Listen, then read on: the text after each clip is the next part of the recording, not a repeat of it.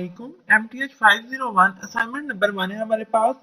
वो course title है हमारे पास linear algebra semester for 2024। Please read the following points regarding solving and submitting your number 1। वो कह रहे हैं इन सारे पॉइंट्स को मतलब सॉल्व करें, जो आगे क्वेश्चन आएंगे उनको, और सबमिट करें अपनी असाइनमेंट नंबर 1 को। इन इन मतलब इनको फॉलो करते हुए, इन स्टेप्स को फॉलो करते हुए, for the course of linear algebra for MTH 501। Assignment coverage कितनी होनी चाहिए? Assignment will cover lecture number 8 to 16। Section specific assignment, each section has its own unique assignment. हर सेक्शन की एक अपनी असाइनमेंट होगी। Student must solve the assignment assign to their specific section. Student को वही असाइनमेंट सॉल्व करनी है जो उनके सेक्शन की होगी। Assignment access to the link to your section assignment can be found on the announcement page। आपकी आपके सेक्शन की असाइनमेंट आपको अनाउंसमेंट पेज के अंदर मिलेगी। एकेडमिक इंटेग्रिटी कॉपीड असाइनमेंट में रिजल्ट इन 0 ग्रेड। अगर कोई कॉपी की आपने कहीं से असाइनमेंट तो आपको 0 मार्क्स मिलेंगे। Submitting a solution file that is not relevant to your solution to your section will also result in 0 grade. और उसके अलावा सबमिट करें अपनी सॉल्यूशन फाइल को कोई और ऐसे किसी और सेक्शन की असाइनमेंट को लिख के वो आप लोग अगर सबमिट करते हैं तो उसके भी 0 मार्क्स मिलेंगे। आपने जस्ट अपने सेक्शन की असाइनमेंट ही अपलोड करनी है। ड्यू डेट क्या है हमारे पास? 22 नवंबर। सबमिशन क्या? Submit your solution file directly to the LMS assignment interface. अपनी असाइनमेंट को सबमिट करवाना है अपने LMS के ऊपर। फॉर्मेट क्या होना चाहिए? Solve and submit your assignment in MS word format. आपने अपनी असाइनमेंट MS वर्ड के अंदर बनानी है। क्वेश्चन नंबर 1 है हमारे पास, let A be a 3x3 matrix given by A. हमें मैट्रिक्स लिख दिया हुआ है 1 2 3 रो के अंदर। फर्स्ट रो, सेकंड रो हमारे पास है 2 4 6 और थर्ड रो हमारे पास है 3 6 9। Determine whether the rows of matrix A are linearly independent or linearly dependent। हमने बताना है कि जो मैट्रिक्स A है हमारे पास वो linearly independent है या फिर linearly dependent है। इसके सॉल्यूशन की तरफ चलते हैं। If any row of A is a scalar multiple of another row. अगर कोई रो स्केलर मल्टीपल हो किसी दूसरी रो का तो ये रो वो हमारे पास क्या होगा? Linearly independent. रो 2 को अगर हम लोग लें तो रो 2 के अंदर को रो 2 को लेट कर लें और 2 को मल्टीप्लाई करें रो 1 से। 2 को मल्टीप्लाई करेंगे तो रो 2 आ जाएगी ना। हमारे पास जो कॉलम था ये था, रो 2 में है 2 4 6। और अगर फर्स्ट लाइन के साथ फर्स्ट रो के साथ 2 को मल्टीप्लाई करें तो वो भी तो यही आएगा ना, 2 1 टाइम 2 2 2 टाइम 4 और ये 3 है तो 2 3 टाइम 6। ये रो 1 के इक्वल, ये रो 2 के इक्वल आ गया। रो 2 के इक्वल जब आ जाएगा तो मतलब ठीक है। उसके बाद रो 3 को देखें तो 3 मल्टीप्लाई रो 1 करें।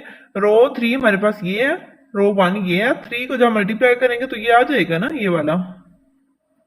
फिर since both row 2 and row 3 are scalar multiples of row 1, तो दोनों रोज रो 2 और रो 3 हमारे पास स्केलर मल्टीपल्स हैं रो 1 के। तो रो ए हमारे पास क्या होगी? Linearly dependent. और ये स्टेप 2 नहीं है, ये आप लोगों ने सेकंड अल्टरनेटिव मेथड है। इसी क्वेश्चन के मैंने दो मेथड मतलब सॉल्व किए हैं, दो मेथड के साथ। आप चाहें तो ये वाला मेथड कर लें, चाहे तो ये ऊपर वाला मेथड करने अपना एक है, ठीक है। दोनों नहीं कर सकते। अगर आप दोनों करोगे ना तो आप असाइनमेंट में मतलब वो इंप्रेशन ठीक नहीं पड़ेगा, ठीक है। आपके जो टीचर है उन्हें पता चल जाएगा। उसके अलावा आपको जो इजी लगे इन दोनों मेथड्स के अंदर से वो आप कर लें, ठीक है। रोज सेकंड मेथड हमारे पास क्या है? Determinant of a matrix is 0। जो डिटर्मिनेंट होता है किसी भी मैट्रिक्स का, अगर वो 0 हो, इफ इट्स रोज आर, और डिटर्मिनेंट 0 कब होता है? जब उसकी रो जो होती हैं वो लीनियरली डिपेंडेंट हो।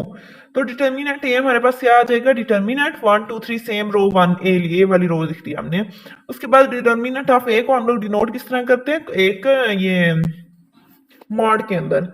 अब इसका डिटर्मिनेंट हम कैसे फाइंड करेंगे? With expanding by row 1, 1 as it is आ जाएगा। 4 9 टाइम 36 माइनस 6 6 टाइम 36 माइनस 2 आ जाएगा। ये और ये स्किप हो गई। 9 2 टाइम 18 माइनस 18।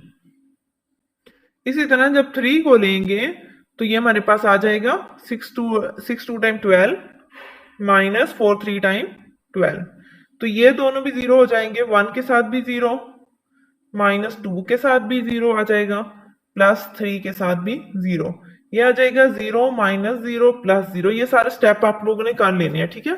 असाइनमेंट के अंदर ये नहीं दिए कि आप लोग ये कर लें, डिटर्मिनेंट फाइंड कर लेंगे जो मैंने लिखे ना यहाँ पे ये वाले स्टेप्स, ठीक है। Zero plus minus zero plus zero आ जाएगा और ये सारा कुछ जीरो हो जाएगा, तो इसका जो डिटर्मिनेंट होगा वो हमारे पास क्या आ गया, जीरो आ गया। तो रो जो है वो हमारे पास लीनियरली डिपेंडेंट है, ठीक है। दोनों मेथड से किया हमने, फर्स्ट मेथड से भी आंसर हमारे पास आया कि वो एक लीनियरली डिपेंडेंट है। सेकंड मेथड हमने किया, सेकंड मेथड से भी हमें पता चला कि रो हमारी लीनियर डिपेंडेंट ही है, ठीक है। उसके बाद क्वेश्चन नंबर 2 है हमारे पास, given the linear transformation T ratio R square, और अप्रोच कर रहे हैं आर स्केयर की, और टी डिफाइन करते हैं हम लोग टी एक्स वाई इक्वल है टू एक्स माइनस वाई की एक्स प्लस थ्री वाई, ये एक हमें वैल्यू दे दी। फाइंड मैट्रिक्स करना है हमने, इन वैल्यूज को इस्तेमाल करते हुए मैट्रिक्स फाइंड करना है, represent the linear transformation of two, जो ये रिप्रेजेंट कर रहा हो कि ये लीनियर ट्रांसफॉर्मेशन टी है। इसका सोल्यूशन देख लें। A linear transformation T can be represented by a matrix A, एक मैट्रिक्स ए के तौर पर ये रिप्रेजेंट होता है, सच दैट मैट्रिक्स ए में क्या दे दिया, एक्स और Y, T X Y equal to A X Y.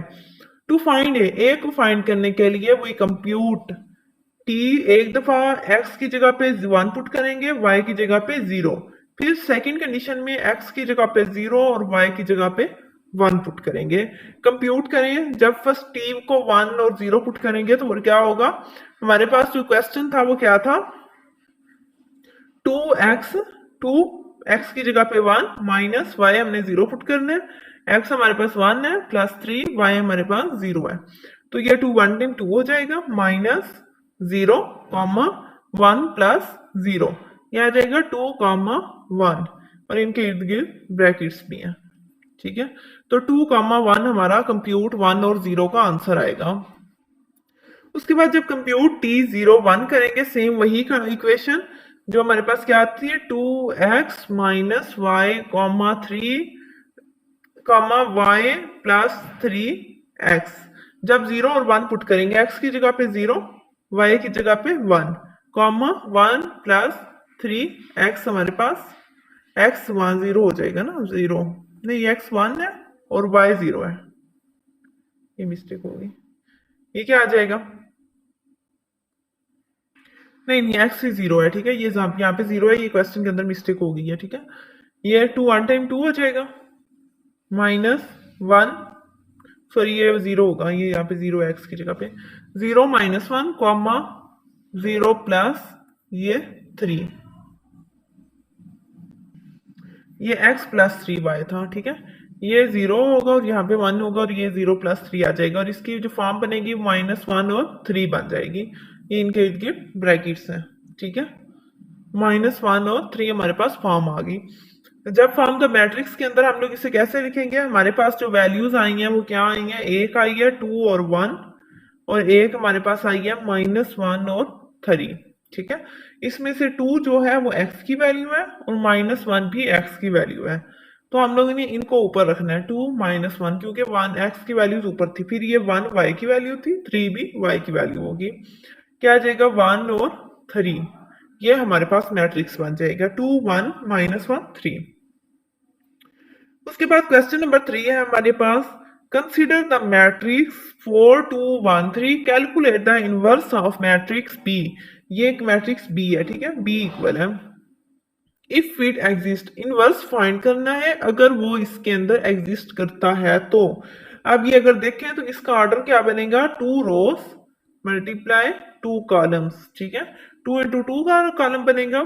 To find the matrix of 2 into 2 matrix, अगर जब हम लोग फाइंड करना हो मैट्रिक्स 2 इंटू 2 मैट्रिक्स, तो बी हमारे पास क्या होता है, A B C D, if it exist, तो हम लोग फार्मूला, अगर ये एग्जिस्ट कर रहा हो तो हम लोग जो फार्मूला यूज करते हैं वो होता है B inverse equal 1 over determinant of B, और डिटर्मिनेंट ऑफ बी के अंदर एडजॉइंट ऑफ बी होता है, और एडजॉइंट हमारे पास क्या आएगा, इसका एडजॉइंट हमारे पास आएगा, इनकी जगह, इन दो की जगह चेंज करेंगे, वो हो जाएगा डी और इधर आ जाएगा ए, और बाकियों दो के साइन चेंज करते हैं, माइनस बी माइनस सी, तो ये हमारे पास टर्म बन जाएगी, ठीक है। उसके बाद डिटर्मिनेंट जो हम लोग फाइंड करते हैं वो क्या होता है, ए को डी से मल्टीप्लाई करते हैं, दरमियान में माइनस का साइन और b को c से मल्टीप्लाई करते हैं।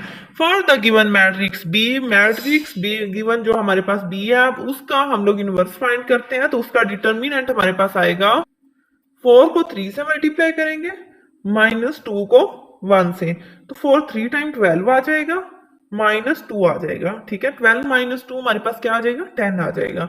तो डिटर्मिनेंट नॉन जीरो है। अगर डिटर्मिनेंट जीरो आ जाता तो फिर हमने कहना था कि इनवर्स एग्जिस्ट नहीं करता।